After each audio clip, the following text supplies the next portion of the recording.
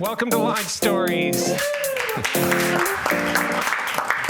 We're all about connecting and educating Chilliwack entrepreneurs, and for those outside of Chilliwack, you're welcome as well. Studio C at Cowork Chilliwack is located on the traditional and unceded territory of the Stalo people. And thanks to our sponsors for helping put these monthly events on. We have the Chilliwack Economic Partners, the Chilliwack Innovation Network, and the Chilliwack Chamber of Commerce. Let's hear it for our sponsors. And thanks to our partners for organizing Launch Stories every month, Cowork Chilliwack, Currency Marketing, and Zinum Ventures. And I'm thrilled to introduce our guest this evening. He's the founder of Gerry Enns Contracting, and coincidentally enough, his name is Gerry Enns. Come on out, Gerry. Hey, Tim. Thank you so much for coming out.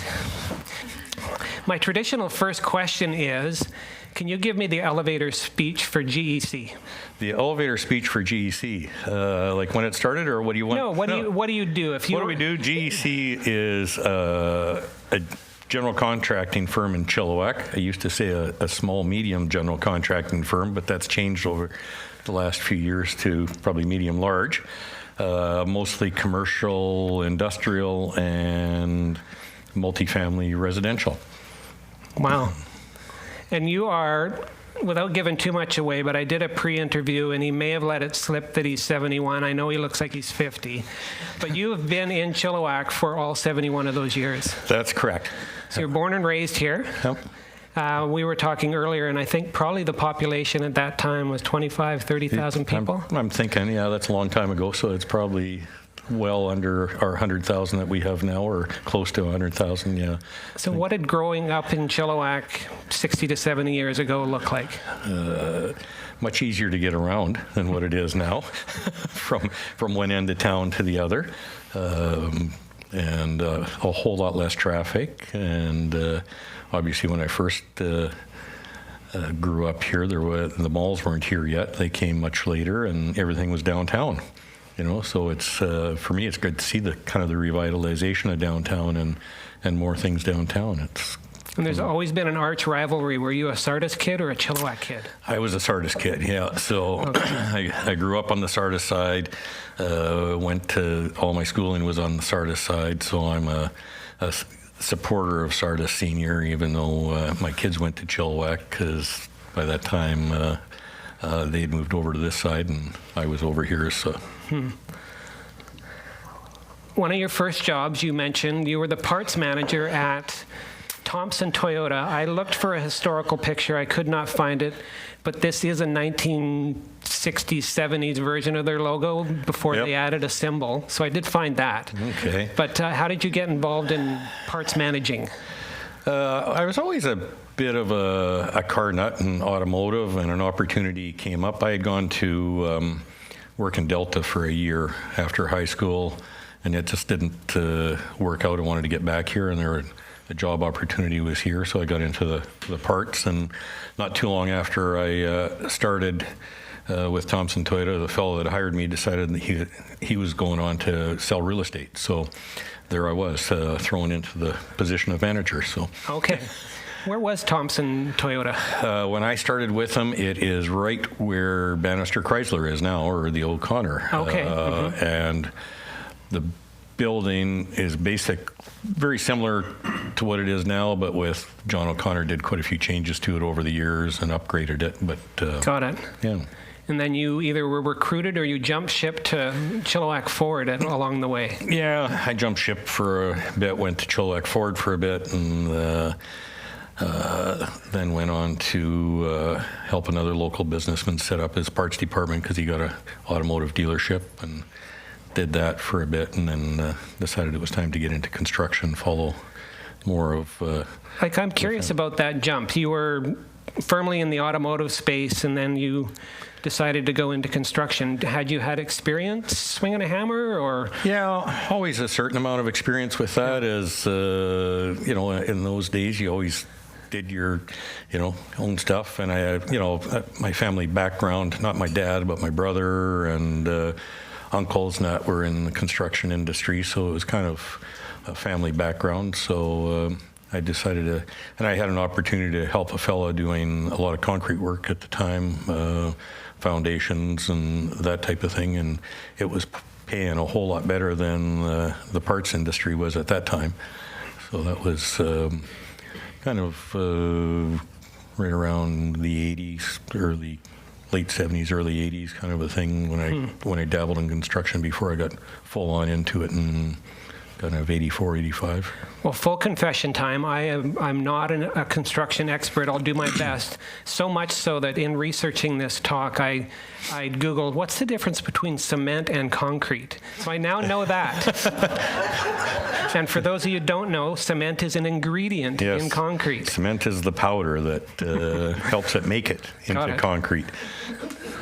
So on that note, like, how did you learn to pour concrete? Well, I worked with a fellow that we were doing a lot of homes at that time, foundations and garage slabs, and that I think the company that we were working for was contracting to was New West Developments down in Burnaby and New West, and they were like our BC boxes here in Chilliwack. They were just cookie cutter forms, and most of them were just 2 foot high or 3 foot high foundation walls, and so I did most of the pouring of foundations, and the fellow I was working with and his other partner did the slabs. And is that a classic example of kind of fake it until you make it, like to a degree? You just gotta, it's like a quick apprenticeship, you're learning on the job, and so we just kept learning and did all kinds of things. And the fellow that I worked with was very, very talented. He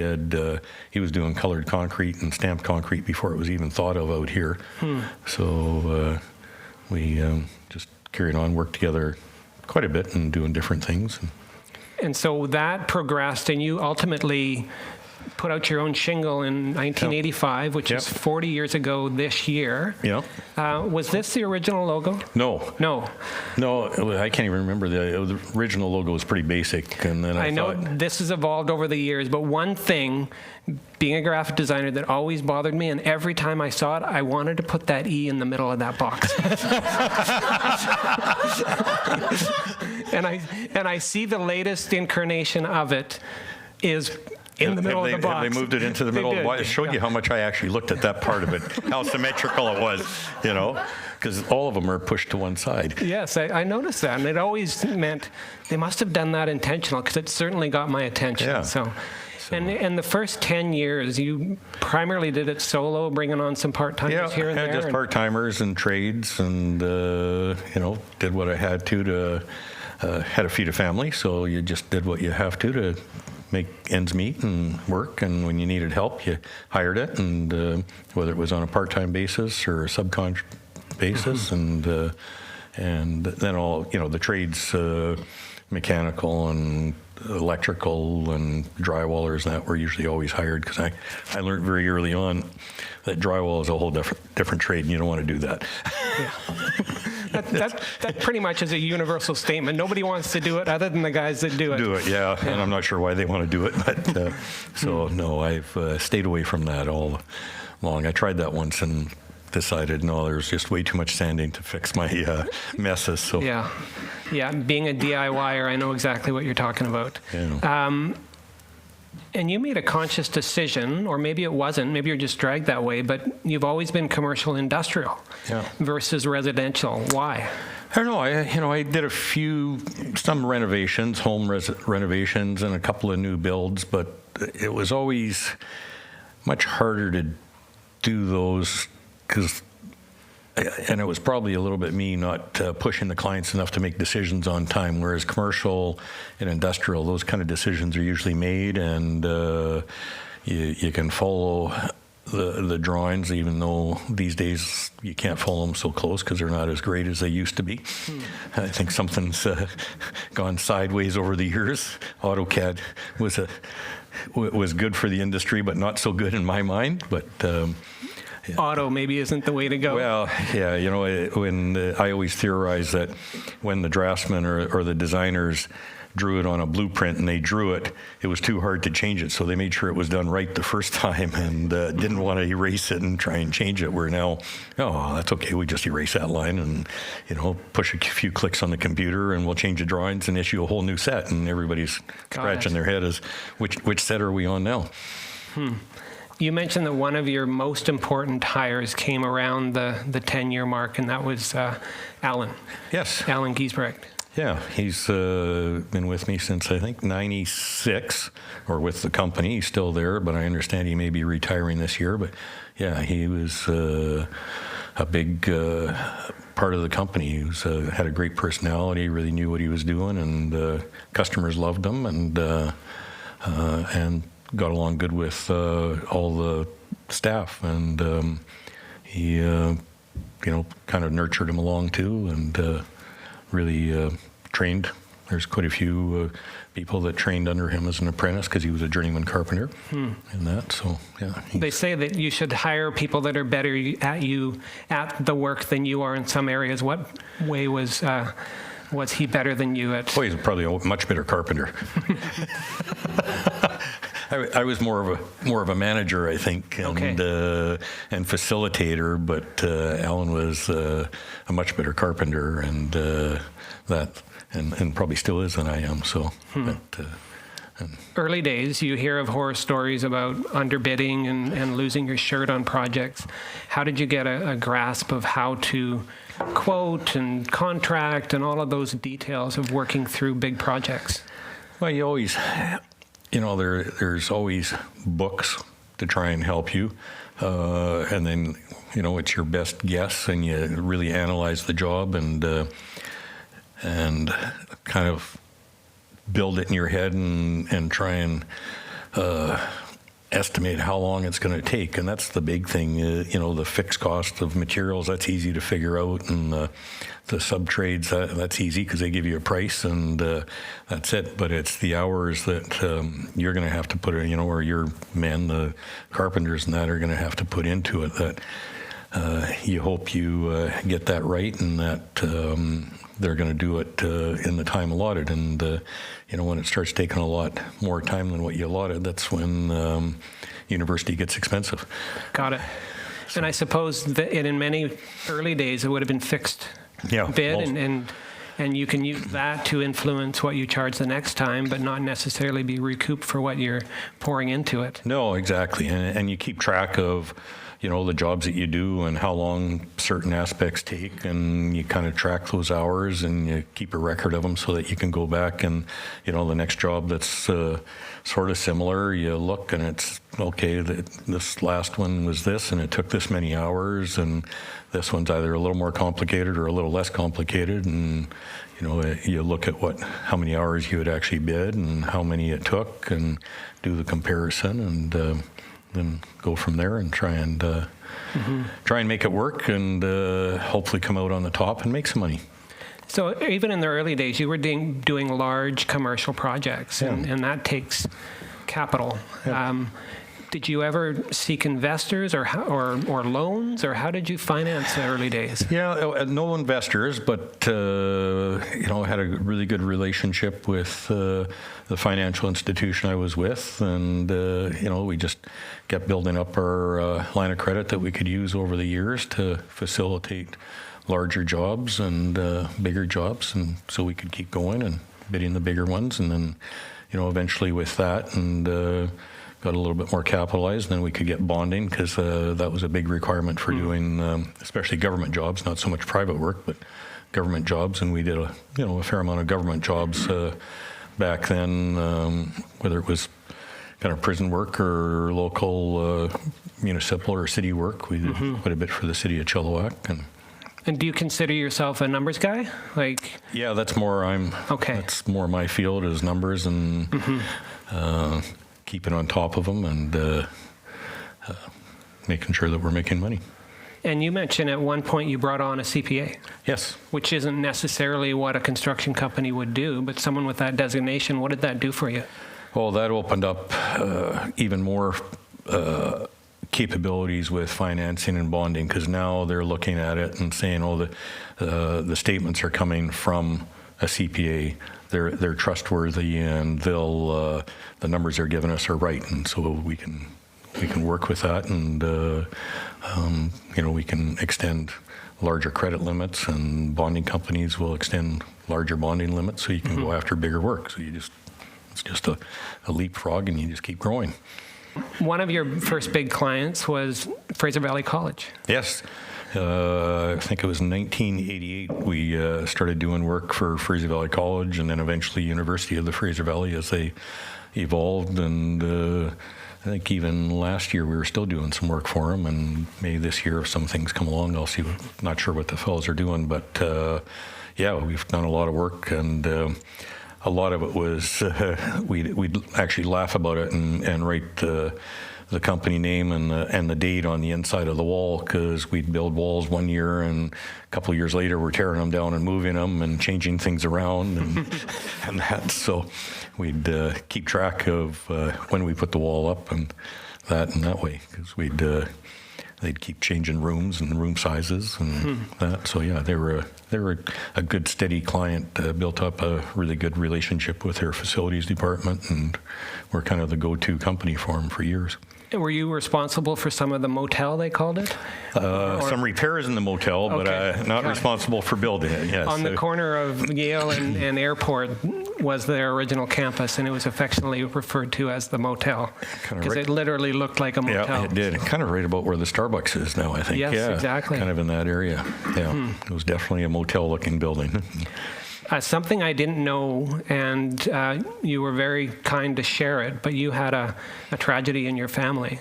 You were 20 years into your business, and your son passed away in a car crash. Yeah, in 2004. I lost my oldest son in a motor vehicle accident in Burnaby. And it was a big shock to us, and kind of changed the direction, or just kind of put the direction on hold, what we were doing. And so it was difficult for several years to figure out where we were going to go or what we were going to do with the business. So right, because your kids were working with you in the business, weren't they? Yeah, both boys were working, and their initial plan was that eventually they would take over and keep me in a lifestyle that I wanted to be in. So, but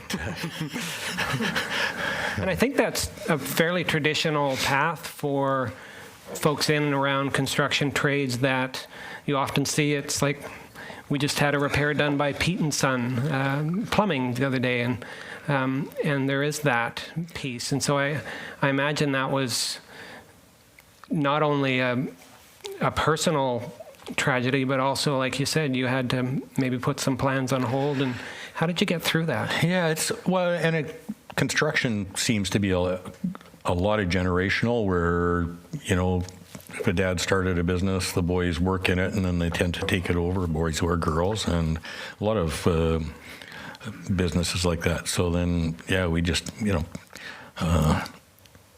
have to carry on with life, which we have, and it's not always a happy thing, but you do, and then you just kind of keep thinking about it and how you're going to work through it. And then, my younger son at one point decided that, because he never wanted to run the business, he'd much rather run a job and let his older brother run the business. And so he had, at one point, he finally came to me and said he doesn't think he's going to be around to run the business, and he was looking at other avenues, and he landed up going to work originally for the city of Abbotsford, and now he's here in the city of Chilliwack as a manager of facilities, buildings, or something like that. And, got it. Yeah, and doing well, and good for him. And so then, I kind of looked, am I going to, eventually get the employees to buy in, or what are we going to do? And you just keep working, and keep building, and try and keep building the business up, and thinking about eventual retirement maybe, but hadn't really thought about it that much. I appreciate you allowing me to share that, because I think it's an important piece of your journey, and thank you.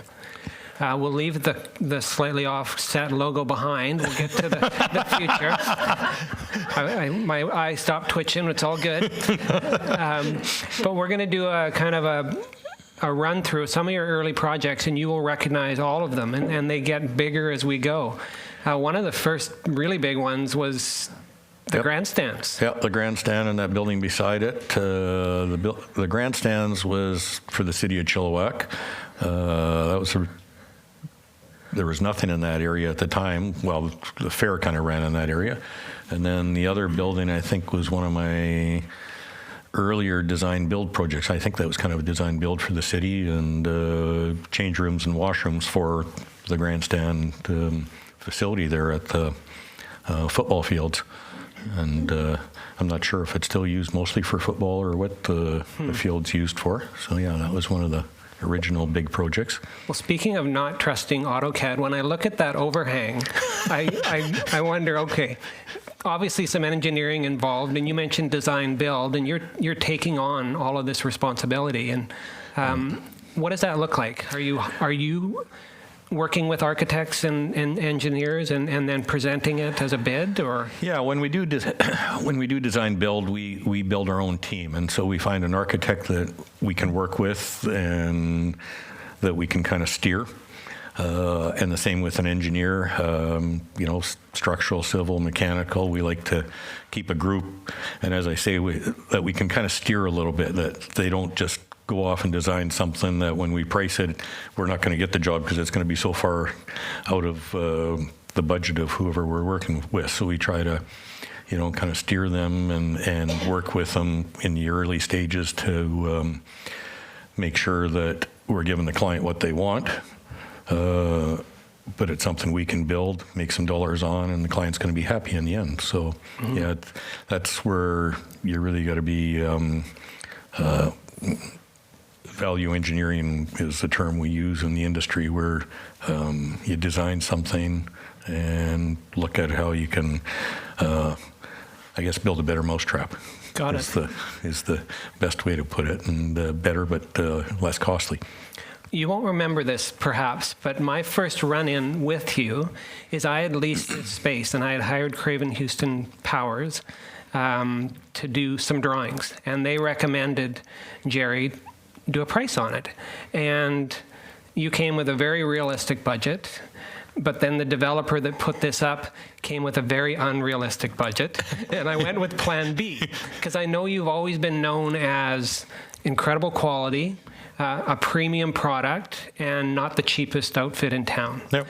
And I probably went with the cheapest outfit in town and learned the lesson as they kept saying, oh, it's going to be more, it's going to be more, it's going to be more. So anyways, I had some interaction with you in the very early days, Yep.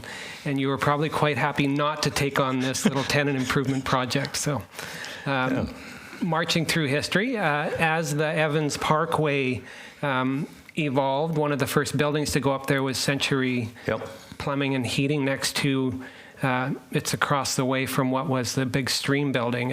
And so talk to me about this project. We did a lot of work with Bob Bavar, who unfortunately just passed away recently, but he owned Century Plumbing for, I don't know how many years.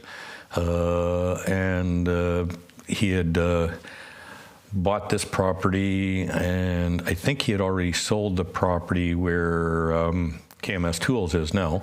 That's where they were. Mm-hmm. But he needed a bigger yard and bigger building and bigger shop. So came to me, and we worked through, kind of helped him with the design and how we were going to do it. He wanted a structural steel building, but he wanted the bottom 8 feet concrete block, so it made it more difficult for somebody to try and break in than just a straight structural steel building. So that's what we built, and it's still there and still thriving business, owned by a fellow by the name of Bruce Proudfoot now. So. Another one along that way.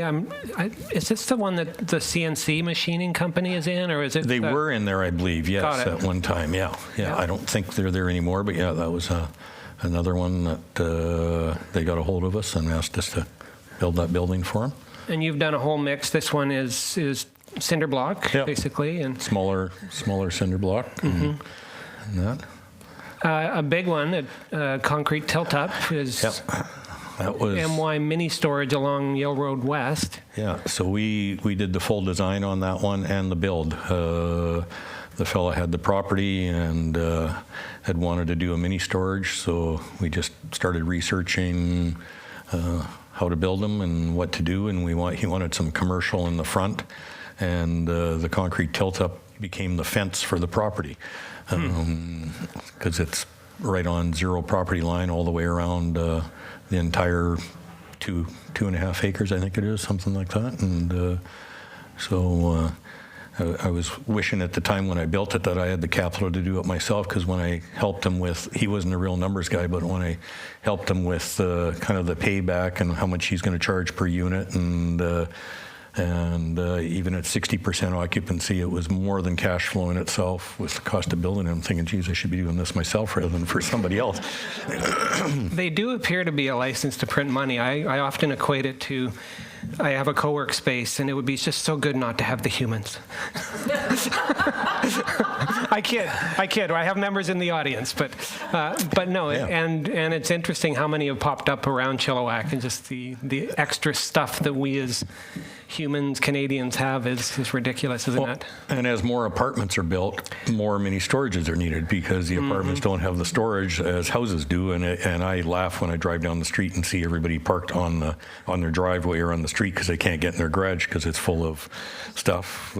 Guilty. So yeah, that one, it filled up, I think within the first year and a half, it was at 95% occupancy, and I thought maybe if it hit 60% in the first couple of years, it would do good. And there's quite an art to it now. There's companies that specialize in evaluating how many mini storages or spaces can be in a city. And the funny thing is, you'd think something like that could be on a back road someplace, but they always suggest it's on a main road where everybody sees it. And I remember the first one in Chilliwack, Cache 21, was sort of on a secondary road, because it didn't even go all the way through at the time. It stopped right at the Cache 21, I think. And excuse me. But now they try to put them on main roads. Everywhere. Yeah, we have another one off of Knight Road, and you think, boy, that's primo real estate, but I guess that makes sense if they can afford it. Big one on Keith Wilson. And, yeah. So, yeah, it was a very interesting project, and basically on time and on budget, and stays fully occupied all the time now. As a senior grad, you did some work back at the school. Yeah, that field house we built, I can't even remember what year, but that was a field house, equipment storage and change rooms, and that for the track there. So, and cinder block construction. You have done some custom residential. This one is a home at Cultus Lake, I believe. Yeah, where'd you find that one? I don't know. You gave me a disc. Oh, did I have that one on there? Yeah. Yeah, that is a custom home that I built for a friend that had the lot, and she wanted me to build a house for her, so I agreed, and we built it. And it's there. There's a little bit of a funny story to it, but I won't get into it on the we could talk about that later. Yeah. And you've done a number of First Nations structures. Yeah, this one, though, is for Gwen Vaughan Park Society, and Brian Works from Canucks came to me one day, and he says, "What do you know about Rotary?" And I says, "Oh, not a lot." And he said, "How would you like to come to a meeting?" And then, so I went to a meeting, and pretty soon they had me in Rotary. And I found out the reason they wanted me in Rotary is because they were going to do this project for Gwen Vaughan Park Society, and it was this building, and they had nobody in the club that could do it. So got it. So got it. So this was the Rotary Gateway drug right here. Yeah, 2002, I think or 2003 we built that, I think.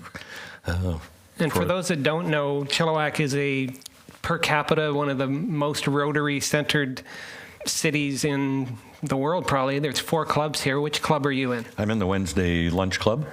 Have been since 2002. So does the Wednesday Lunch Club have its own secret handshake? No. We got away from the secret handshake in our club, but we try to do a lot of good in the community and projects like this, and quite a few other ones we've done. So it sounds like you got into it, but once you got into Rotary, it's been part of your life since, hasn't it? It has, yeah. No, it's been a big part of my life, and see what we do locally here, and happy to be able to help and contribute to the community by way of doing local community projects and helping people. And then our club over the last 2 years has done some fairly large international projects, and there's a group heading out in early April, I think it is, to Cambodia to do some more international projects. So what's the thread between all of these projects? Is it word of mouth? Is it like, how are you landing the next one? Lots of it is word of mouth, where they, somebody has had us build something and they know somebody that wants something built and recommend GEC to do it. In the early days, it was lots of scouring the papers for new projects that are coming and bidding anything and everything that was out there, because you're lucky if you get 10% of what you bid. So, for every 100 projects you bid, you might get 10 if you're lucky. And it takes a lot of time to put bids together. So yeah, no kidding. You bid a lot at a time, and then sometimes you scramble because you get a couple of back-to-back that you weren't expecting. But how has that process changed? Like the traditional RFP with specs, and then you're doing a quote. Has that changed over the years? A lot. A lot of government work is still that way, but they're changing it a little bit, and that's typically more because they have to be accountable to us as taxpayers that they've gotten competitive quotes on everything. Some municipalities, and Chilliwack is a big one like that, they're going to kind of request for qualifications first. So you put your qualifications in, how you're qualified to do the particular job that they've going to put out for tender, and then they shortlist usually 3 or 4 contractors, and then sometimes it's a design build, so you're qualified, and so you get your whole team qualified, or sometimes they are going to get the consultants to do the full drawings, and then you're going to price it. But a lot of it's going to the design build phase, because they just feel, in Chilliwack, they feel they get a better bang for their buck. Not everybody's gone that way. There's still, lots of bid sites that are putting out public tenders, and schools are still, quite a few of them are public tenders. Some go construction management, which then it's a fee-based for managing the construction from basically concept to building it. A lot of those go to a term used called construction management at risk, where once you've got all the budgets and that worked out for the client and everybody's happy, they have the money to build that, then you turn it into a firm price contract, and that's when you hope that you've all the trades that you've said are good and that you're going to hire and don't go sideways on you, and because now it's up to the contractor to eat it if they do. So over that 40-year, looking from the outside in, it seems like Chilliwack is almost the perfect place for you to have started. It's 25, 30,000 people. As your company grows, the city keeps growing. There keeps being more projects. You haven't needed to go too far afield. Like, have you done projects outside of Chilliwack? Yeah, we've done quite a few. We traveled the province a little bit for certain companies. We had a good rapport with a large electrical wholesaler and did their branches throughout the province. We have a good rapport with one of the large insurance brokers, and basically do a lot of their new branches throughout the province. So yeah, we've traveled I think as far north as as far north as Fort McMurray in Alberta. We've done one job up there, but Prince George is the most north in BC, and the most west, I guess, would be Victoria, and east kind of Penticton, Kelowna, and we do have an office in Kelowna now as well. Right. So yeah, especially and we'll get into the acquisition and expansion and all of that for sure.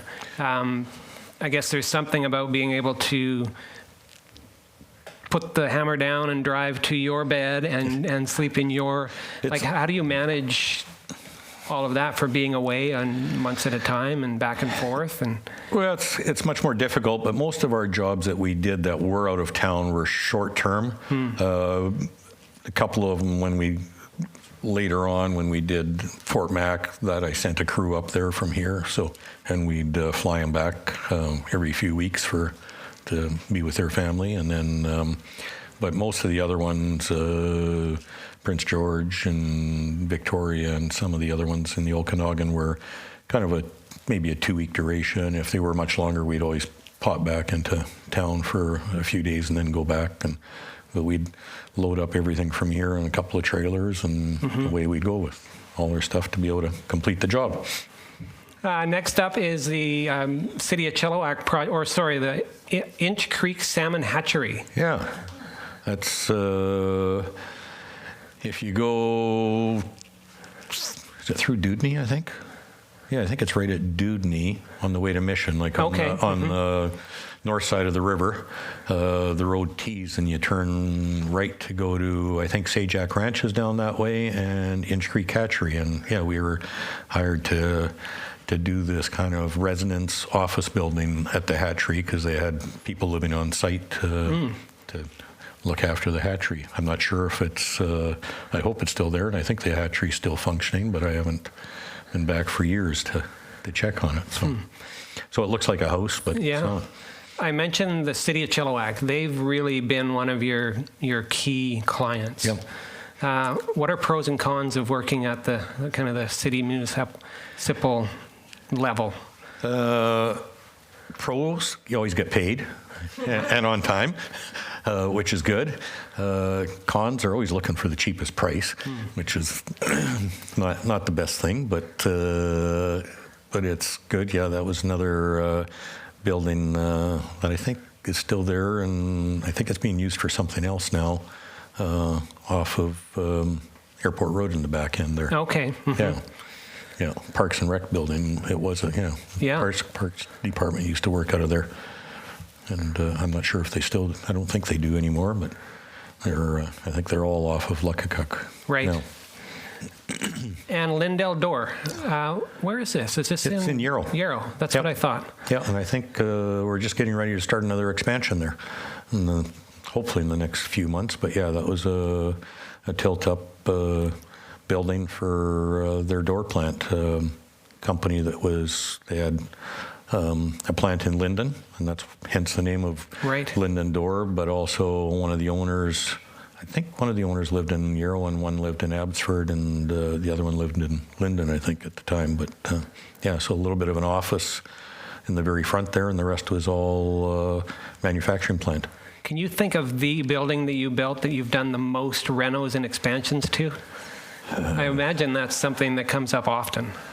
Yeah, UFE would be one, but we didn't build all the buildings, but lots of renos. Trying to think of some of the other ones that we've really done a lot of renos to. Have to think about that one for a bit. Lots. That's okay. We can move on. Community involvement, we touched on a little bit, but I think there's this fine line between being involved in community organizations like Rotary and Chamber, and how much do I use it as a platform to sell. And my dad's been involved in Rotary forever, and I remember early days that was just, no, you didn't talk about it, and maybe they flipped through the book and found you. But what's your experience been with that? Well, it's changed over the years with Rotary, and they want you to promote your business. I mean, that's the whole reason why you're able to be in Rotary, is because you have a business in most cases, or you're working for a well-established business. So, yeah, it's good to promote it, and from that you get some work. But they're also looking at it. You own a business, so you're probably able to donate a little bit more, or get the checkbook out more often sometimes. But it's good. It's been really, really good, and it's. That's part of the word-of-mouth advertising for a business. If you're a Rotarian, and fellow Rotarians will, put your name out there to friends that aren't Rotarians or whatever. So, yeah. And you and I were both on the Chamber of Commerce board at the same time in Yes. the early 2004 or 5, 6 I think that's era. about what it was. Yeah. Yes. And there's always a story of who twisted your arm to get you in. Mine was Stan Rogers. I got this call, and he said, it felt like I was going to an Amway meeting, but I've got this opportunity for you. Yeah. Was there somebody that I can't suggested remember, but I'm thinking it might have been Sue that arm wrestled me into coming on the board at the time. And so, I stayed on that board for a little while and tried to do some good there, and that, as we all do. And are there other boards in the construction industry that you've been involved in, or that side of things? Yeah, no, I was on the Vancouver Regional Construction Association board for, I think, over 10 years. And as part of that one, I was on the BC Construction Association board. So for probably 6 of those 10 years, and that meant reasonable amount of traveling to Victoria, because the office was in Victoria for that one, and we lobbied for the construction industry, the Vancouver one that I was on. So they basically lobby for the construction industry, kind of from, I'll say, Boston Barish or whatever, west to Vancouver up to Whistler type thing, and then there's the Vancouver Island Construction Association and the Southern Interior and that, but they lobby government and private developers on behalf of the contractors that are members, and there's all the various trade members as well as the general contractors. I was a general contractor member, and then the BC lobby.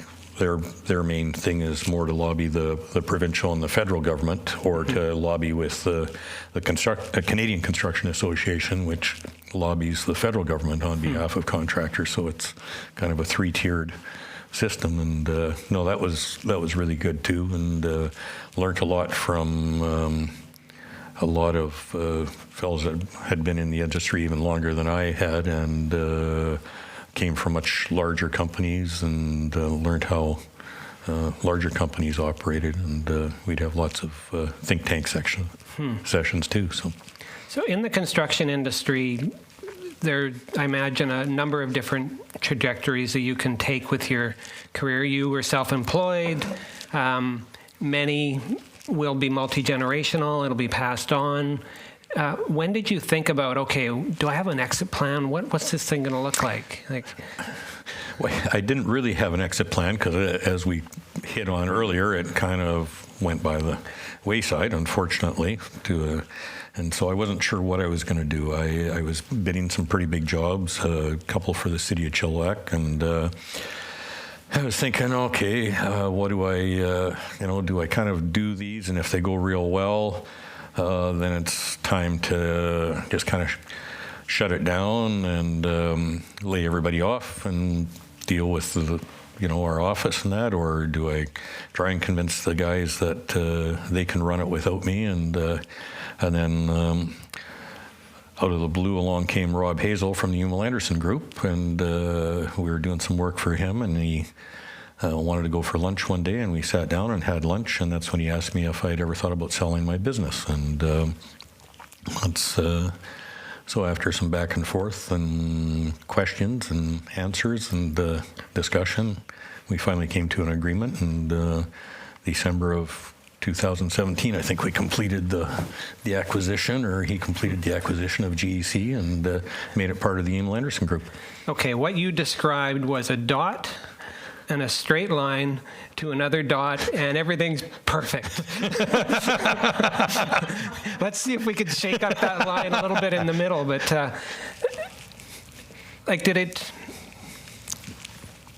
I guess one question that comes to mind, Amil Anderson is a very large construction company, primarily involved in road maintenance, and were they looking for a construction company? Were they going to form their own, general contracting firm? So, yeah, I don't know. A lot of people don't know about Amil Anderson Group. They're heavy civil road builders, road maintenance, home builders in the Okanagan. But yeah, the president, Rob Hazel, in town wanted a commercial division, and he wanted it here in his hometown. And he, we had worked together on a few projects, and he decided it was much easier to acquire an existing one that had one, they had staff, and two, they had trade contacts and a good reputation, than to try and start up on his own and build that. Because the plan was ideally to do a lot of their own work for the Amil Anderson Group, who is also a property developer and does things. So that was kind of the bumps in the road, I guess. And there was some learning, but for the first couple of years we were kind of autonomous and just did our own thing, and then it was time to start bringing us more into the fold, and they were expanding other things at the same time, and so. And I don't really want to get into the numbers unless, of course, you want to just spell it all out for us. But like, what does that look like? Do you go away and work with an accountant or a valuation company and say, this is what I think this is worth, or how did you navigate that? Yeah, it's kind of that. We you sign non-disclosure documents, and you give the potential purchaser your life history, sort of, and all the numbers, and they came back with an offer, and I worked very closely with my CPA that I had working for me at the time, who was really good, and we determined that, no, it wasn't good enough, and so sent it back, and partially because we had just picked up some big work that was going to turn over some good dollars, and so we went back and forth, and then came back with I'm not sure what the word for it is, but a number, and a graduated number. If we did this, it was this. If we did this, it was this. And if the better we performed, the higher the end number was for me. So obviously, I had lots of incentive to make it way up here. And I think that's pretty typical for an acquisition, some sort of earn-out. You're not just going to turn over the keys and roll away into the sunset. And I guess just thinking about timing, if it was 2017, you were early 60s, and it's probably ideal timing, wasn't it? Yeah, it was good timing. And then I had a 5-year contract with them to stay for 5 years and manage it, and to hire a replacement, and which I did, I think, late in the second, early in the third year. And gave him as I said, I went from, when they acquired us, I went from president to general manager, and then back to vice president, because we had a restructuring of how the whole corporation was set up. And then the fellow I hired became the general manager of our division. And I think at one point in time he was thinking, am I ever going to leave the seat and give him the seat? But that eventually happened in 23, and I stepped aside from running it. And at the end of 23, I fully retired. Well, sort of fully retired. They got the G in the right spot and the E and the C. Yeah. Did you see that on the logo? Yeah. Somebody else with your kind of eye probably looked at it and said, hey, what's wrong with this picture? If you think back to Lone Wolf Gerry doing it solo for the first 10 years and hiring, to now being part of a 700-employee organization. It sounds like you had some autonomy to just do what you were continuing to do, and it sounded like a dream acquisition. It was, and it just opened up a whole lot more avenue for jobs. Obviously, that group, as you say, 700 employees. We're even today with where GEC is and the amount of work they do in a year is still, fairly little in this class compared to what the main Amil Anderson Construction Group does in the heavy highway building. But we all contribute, and it's a great company to be part of, and enabled us to, the company to grow and do bigger jobs, and get better financing and not have to worry about that. So during that NDA period of time where they're basically pouring through your numbers and so forth, you've got to kind of keep that secret even from your team, I would imagine, to a degree. Yeah. Like when you finally did say, hey guys, hey, I'm totally stereotyping the construction industry by saying, hey guys, but I'm imagining it's mostly male. But your team, how did you sit them down and say, this is what we're going to do? And were they excited by it?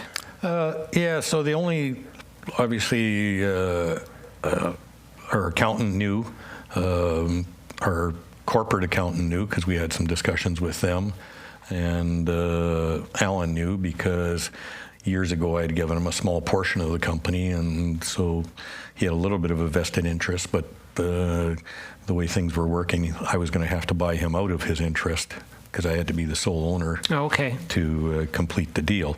So yeah, it was, it took a while, and then once we knew things were going to happen, and yeah, basically I brought everybody in, the field staff and that, and said, this is what is happening. We're amalgamating or merging, as Rob said, with the Amil Anderson Group. It means that you're all going to keep working, and I'm not going to shut the business down, and you've got, as long as you carry on to do a good job, you're going to have a job. So they were all quite happy with that and saw the longevity of being able to work for many more and I guess years, the opportunity, if they did really well, they could move into other parts of the company. So it's a group of 6 companies in 9 different business lines that works across.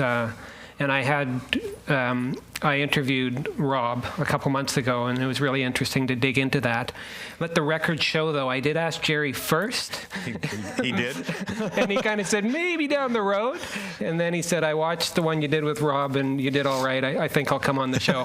So, but it's interesting to learn that, and even his side of the story on I got him to build my house, and then said, by the way, I'm looking to potentially have a general contracting arm of our group, and it's interesting to see how that all rolled out. Yeah. So I divided the case study of early jobs, and now we'll get into the big jobs since acquisition. And so one that you're probably aware of is what's called the Eddy. And so this is really an encapsulation of what the group does. They built the bridge, and they had this as a parking lot essentially for all of the construction, and then ended up Gerry Enns Contracting built out this, and then the management side leases all the space. And so it's a real synergy of companies all working together, and so that's a far cry from some of the little projects you were doing before. Yeah. No, that was a good-sized project, and very interesting. And it was also built in the year of 2021 water issue, and we were very happy when our riprap rock wall along the bank of the river stood up, and we didn't flood out. So that took a big relief on all of us, and the building's fully tenanted, and I think doing well, and it's a great location and great place to go and have a beer. For sure. Or ice cream. That's true. Or climb a wall. Yeah. Another one, you do a lot of renovations. So this was a refresh recently of the Bannister Kia. Yeah. It seems like they now have a monopoly on every type of car you can buy in Chilliwack. Which is good, because that means we have a monopoly on working on all the dealerships, because we've got a great rapport with Bannister, and I think we've done every one of them. Wow. That's Hyundai, Kia, Nissan, the GM store, and I understand the Chrysler store is coming up now. Okay, I was going to ask about that one. So, yeah, that one, I think. That's full circle. You worked in there way back when. Yeah, and I think that one's, Chrysler is demanding that one gets a facelift to Chrysler. Yeah, fair enough. Another fairly recent project is Foreman Equipment. Yeah. And what are some unique properties to this project? Well, this one was the front piece here that you see, the kind of more unique looking building is their offices. They're a heavy industrial crusher grinder rental, basically. They rent and sell, but I think a lot of rental. heavy equipment. So that's their offices for doing that. And the back building is the shop where they maintain this product. I had some fun. That was another design build, and we had some fun with the city trying to get them to understand why we couldn't pave the whole lot as per bylaws, and finally was able to get it across to them that the pavement would last for the first day till they put a first piece of equipment off a low bed, and then that would be gone. So they understood that. But yeah, and we used that building design and emulated it, but changed it actually in the end probably more than what we anticipated, and built a shop for the Amil Anderson Group in West Kelowna for the equipment repair Oh, wow. Okay. for the equipment division. So. I mentioned it earlier, and I was obviously wrong. That was Gwen Vaughan Park, but you've done a number of projects for First Nation bands. Yeah, we've done several for Chaco, or Chacan as most people still know it as. This is their lands office, lands and council chambers and offices for the chief. Yeah, that's a beautiful building right on Promontory. Yeah, it's beautiful, and it's beautiful inside, and it's got a really neat sitting area. When you go in that kind of that door where that person's standing, there's a little bit of an entranceway, and then there's concrete, almost look like bleacher type seats, tiered seating, so they can have a meeting in there. And then we're well underway doing the hall there, the Chacan Hall. It was supposed to be a minor renovation, but it's turned out to be a fairly major, because we found all kinds of rot in the building and things like that. So it's basically being completely redone. I think it's probably another month and a half, 2 months from completion. And we've done a longhouse for the band, which that was really interesting, because that's that's their sacred building, and to understand how they use it, and that was great. So the acquisition happened in 2017. You had a 5-year contract, and now are you just on like an annual renewal to? It's kind of I guess I got renewed in 2025 because nobody said they weren't renewing it. Okay. So I've got a consulting gig with them, and whoever else I want to work for, kind of to help. And it's I do that somewhat to promote business development for GEC. Some of the other private work I'm doing will eventually get them work, but I start on it early on, and are kind of saving them some of the steps, because some of the projects we work on now, it takes 2 or 3 years before they finally start coming out of the ground. When we did the Paramount project downtown, that one, I think I started on that in 2018, and we finished last year, 2 years ago now, I guess, right. I think, but took a long time to. Yeah, I added another photo just to show the sheer size and scale of this. It's really an impressive building, and it's just really elevated downtown. It's incredible. It's a neat building, and I think they're fully rented out. I think all the apartments are rented, and most of the commercial units on the very lower front are leased now, I think. But and it's I think people are enjoying the building, and they've got good access to everything downtown. Mm-hmm. So. And most of your work, I guess this is a bridge between commercial and residential, but has been in the commercial space. But you do have some industrial property development in your portfolio. This was a huge one for Legacy Pacific and expansion there. Yeah, that was this first part of the building that you see there laid on the ground, I think, for 7 years, because I think it was... I forget what year we did it, and we had poured the slabs, the concrete slab for the first half, where you see the roof in a little bit different color, and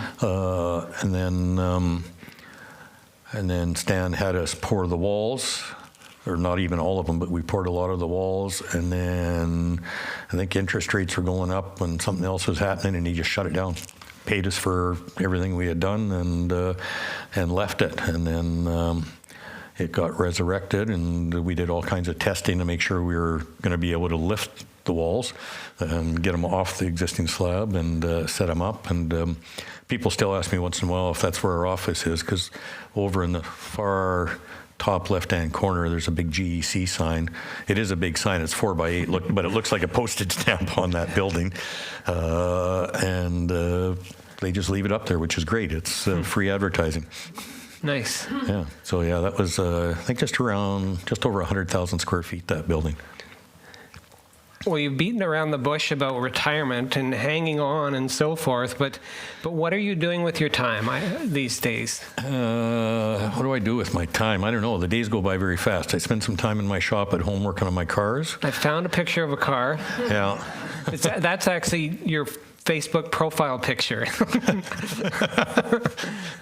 Yeah, you have all kinds of ways of scooping pictures. Yeah, that's my longest one that I've had, and sometimes I curse it and want to sell it, and then I get it going, and it's fun to drive, and I'll keep it. But yeah, so I've got that one. I've got another one in the other bay that I'm putting back together, and yeah, so it's that. I got a yard to maintain, and do a little bit of work, and try to golf once in a while, and do some traveling when it works, and just enjoy life.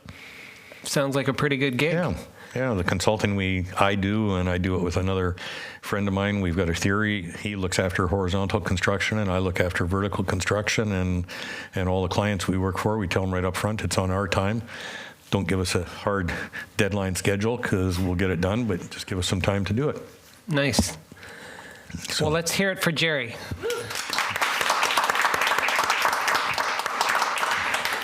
Thank you. I'm going to run and get a mic for Q&A and just turn it on, and I'll be right back. Oh. And right to Colin, because he always does a great starter question. Thanks so much for sharing your story and what you've learned along the ways. It would be a different story to try to get started today for someone. What advice would you give to someone who's in the industry and they want to get out on their own? What would be the first couple of steps to try to get their first job today versus back when you started? Well, the jobs now compared to, and I guess it's relevant to some extent, but they're a lot bigger dollars. So, if you're getting into a job where you've got to capital it yourself, you're going to have a lot bigger bank account compared. And if somebody's starting out and they've been working for somebody, it's probably a little more difficult to have that. That's the big hurdle now in getting started is, there's the jobs used to be, be $500,000 to, a couple million. Now they're a couple million to 20, 30, 40, $50 million. So, yeah, it's a lot harder to capitalize them and get, unless you've got some good backers. And that's basically, I think nowadays, and you're not seeing as many small, unless they're doing, kind of just basic kitchen, bathroom renovations and that. And there's nothing wrong with that. Some people have done very well at that and make a really good living and can make a lot of money at it. But that was never my interest. So you as a general contractor would be hiring a number of small companies, right? Yeah. Specialists in plumbing and framing, and like how much of it is in-house versus out to subcontractors? Nowadays, the way we run the business, or the way they're running the business, is probably 95% of it is subbed out. We have carpenters and laborers on staff to kind of pick up the loose ends that, in framing, we refer to it as back framing and stuff that the framing contractor may not have included in a case like our new building that you didn't put up here, but I'm very proud of. I looked for a photo, and I should have put that in. But this beautiful new office building going up on Hawking. Yeah. What's the name of it? Benchmark. Benchmark, yes. Yeah. And it's just about done. First tenants move in this weekend, coming. So, and, yeah, so there, in that case, it's a lot of steel stud framing, but whenever you want to attach something to a wall, tenants want to put TV monitors and that, there's lots of backing to put in. So that's what our carpenters and that do now. And if there's a little bit of concrete form work, a small slab or something like that, other than that, most of that is all getting subbed out now, mechanical, electrical, landscaping, everything. We've got the laborers to do the cleaning and clean up on sites, but Yeah, so I guess to Colin's question, it might be starting a subcontractor and then growing with some vision if you did want to take on bigger projects over the years. And there's some that, do that. They start as a subcontractor framing and then eventually build up and decide they want to be their own general contractor. And, they've built a history. They know, what it costs to do things. And, Sue's got a question. Uh-oh. No, nothing bad. I've had the pleasure of working with you for many years on different boards and all sorts of things. And, you work really super hard. But I guess my question would be, what's on your bucket list for you and your beautiful wife as far as travel or, what are you excited to be doing now that you're retired? Staying alive. We've got some trips coming up. This year we're going to do one European trip and one Canadian trip, and we'll travel some and do some road trips, get out, play a little golf once in a while maybe, and just enjoy life. America? Pardon? Stay out of America? Yeah, stay out of America right now. Fly over top if we have to next winter to go to Mexico or something, but. Any other? Oh, we got a question from Bryce in the back. Oh, yeah. The two guys I said we should muzzle. They know too much about me. I could ask a lot of questions here, Gerry, but one of the things that I too have known you for a good number of years, and one of the things that always amazes me when I look at businesses is, there's the leader of the business. There's Gerry, who's front and center. But he's surrounded by a team that makes that company successful. And that team is only successful when there's a good culture apparent. And it's always been very apparent to me that there's been an incredible culture at GEC. So what would you attribute, this is a loaded question, but what would you attribute or what advice would you give to other leaders to build a successful culture? Well, I think being very fair to your employees and not, and treating them as humans is a big thing. I think some companies just, everybody's a number in their company, and our company even is, 700 employees now where we are. But even when I was smaller and, had 5 or 6 and, when I kind of sold, I think we're around 25. But you know everybody, and you treat them as a person, not as a number. And the business is nothing without them working for you and helping you, and they don't have to have a vested interest as money in it, but they've got a vested interest, and they want to help you succeed so that they keep going. So as long as you treat them fair and understand them and have empathy when they need it, and that I think you'll be very successful. Good question. Great answer. Any more questions? I've got one over here. Hi. As a woman in the industry, what advice would you give to someone starting out as a small business? Not necessarily in contracting, but in the business, in the industry. In the industry. I don't think it makes any difference whether you're a woman or a guy these days. You just, And you're involved in interior design and Yes. architecture. Yeah, I do hire some trades, and I work with some contractors, but it's mostly men. Yeah. I think one, you definitely have to present yourself like you know what you're talking about, I think, so that people will respect you, and you've got to demand respect from both your trades and the people that are working with you, and you have to allude that to your clients, that you know what you're talking about, and understand, and you want to really understand their needs and wants. And if you understand their needs and wants, then you can help them get to their end goal of what they want. Thank you. Hopefully that helps. Jerry, you had Am I illegally parked out there again? No, you're fine. You're fine. Should I tell everybody? No, we'll leave that one alone. I work with you, with your company, for a number of years, and always been a good contractor to work with. We enjoyed working with your group.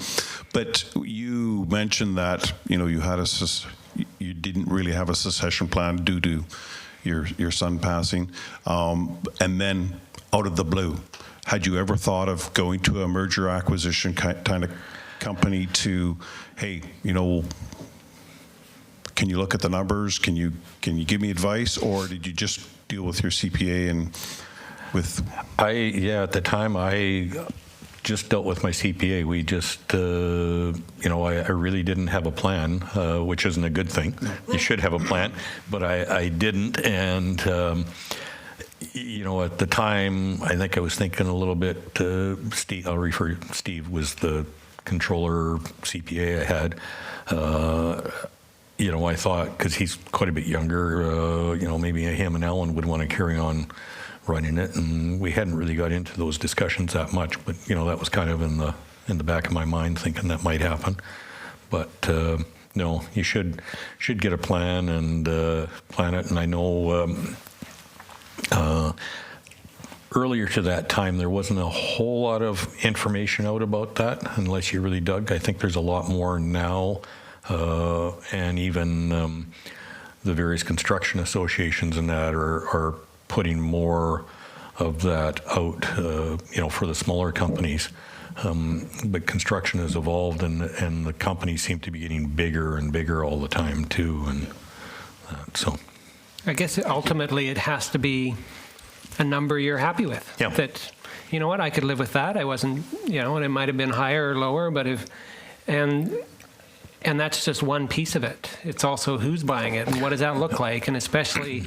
It sounds like you had an earn-out period and had some goals. You've got to be.